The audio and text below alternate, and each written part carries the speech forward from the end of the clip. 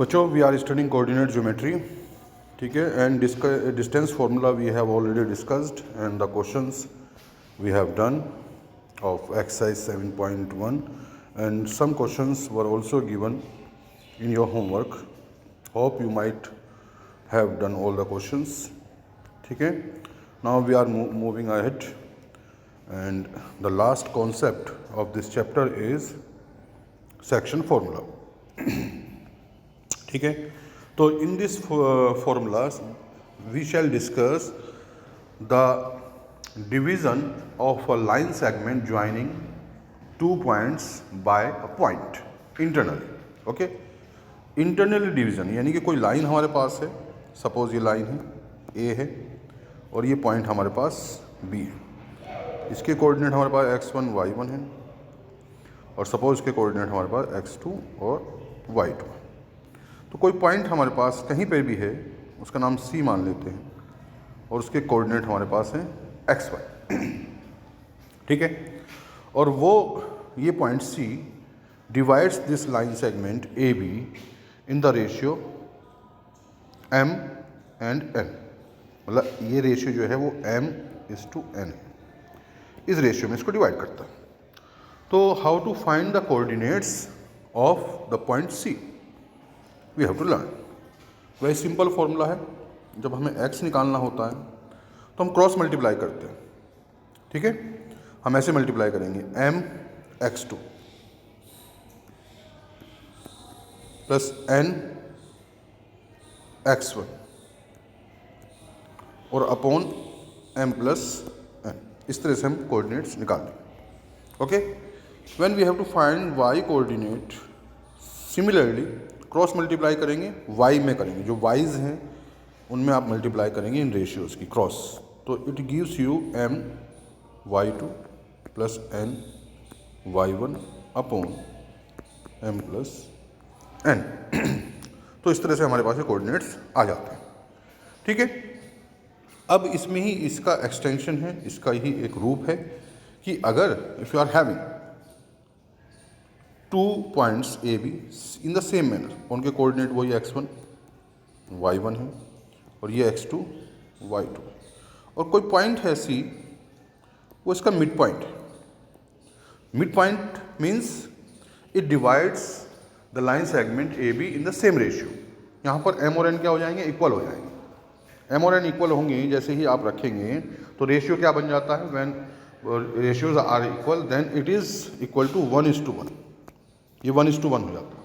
जब m = n होगा तब m अपॉन n क्या बन जाएगा, m अपॉन m ही बन जाएगा and it will become 1/1, that is 1:1, ठीक है।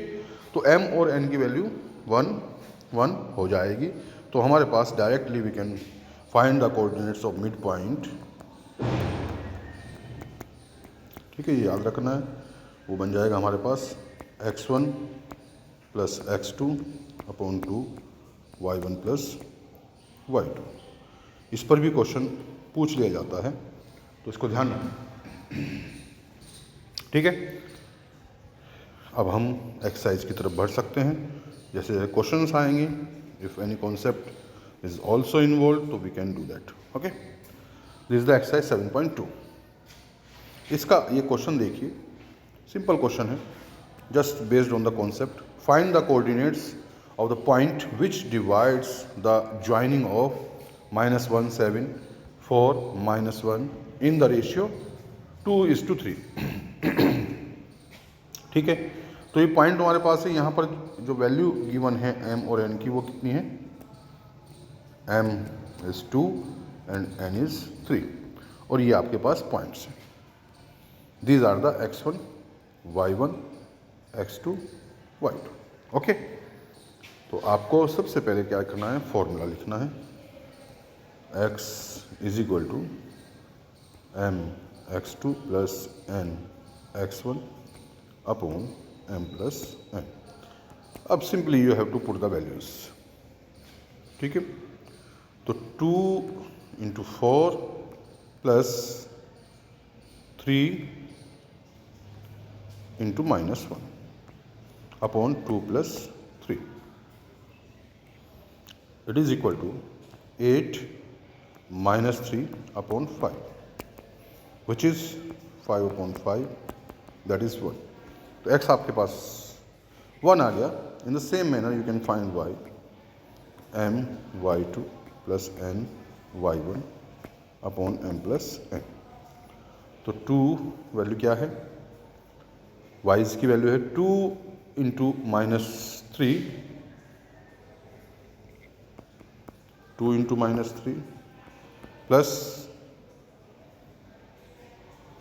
7 इंटू 3, 7 इंटू 3 अपॉन 5, अगेन 5. तो यहाँ पर आप देख सकते हैं 2 into minus 3 gives you minus 6 and 7 into 3 gives you 21. तो 21 माइनस 6 गिव्स यू कितना आ जाएगा 15.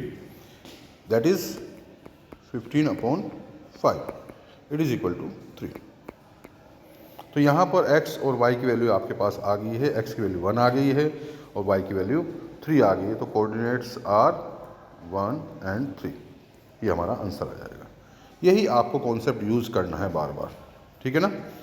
अच्छा, जब भी कई बार क्या होगा, ratio will be missing, ratio will be missing in some conditions, ratio is missing and you are given coordinates. तो you will be asked to find the ratio.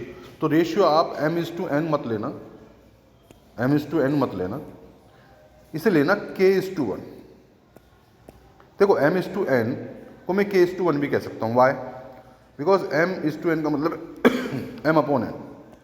जब इधर m नीचे n आ गया तो इधर क्या बचा हमारे पास, 1 ही बचा. This m upon n I can also let k, इसको ही मैंने k मान लिया. तो it is ultimately becomes k/1.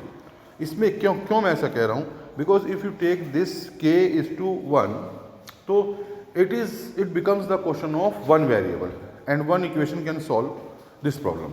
But if you take mn, so you will need 2 equations, so it will consume your time. So to save the time you should take only one variable, है ना. इससे आपका समय बचेगा and the calculation will become easier. तो k/1 आपको लेना है ना.